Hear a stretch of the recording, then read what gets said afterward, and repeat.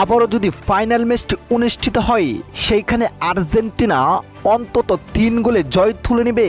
তাদেরকে ফাইনাল ম্যাচে দুর্নীতি করে হারিয়েছে। মেসির খেলা দেখে আমি বুঝেছিলাম এইবার 28শে জুলাইয়ের সেই কাঙ্ক্ষিত আবারও ফাইনাল ম্যাচ নিয়ে লাইভে এসে একই বললেন মেসিদের পাশে দাঁড়িয়ে এমবাপ্পে। প্রিয় দর্শক, বিশ্বকাপের সেই টানটানা উত্তেজনার মুহূর্তটি আজও ভুলতে পারেননি ফুটবল প্রেমিকরা। বিশেষ করে ফাইনাল ম্যাচের সেই মেসিদের হার সত্যি অবাক করে দিয়েছে ফুটবল বিশ্বকে। এমন ছন্দছাড়া ফুটবল আর্জেন্টিনা গত 7-8 বছরে মনে হয় খেলে নাই। বিশেষ করে সেই ম্যাচটি এখনও ভুলতে পারে নাই আর্জেন্টিনার ভক্ত সমর্থকরা। যেখানে নতুন সিদ্ধান্ত এসেছে ফিফার কাছ থেকে। ফিফা জানিয়েছে সেই ফাইনাল ম্যাচটি আবারও মাঠে গড়াবে।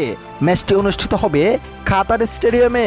এইদিকে সেই ম্যাচটি নিয়ে আবারও মুখ খুললেন এমবাপ্পে, যেখানে তিনি বলেন মেসিদেরকে দুর্নীতি করে হারিয়েছে।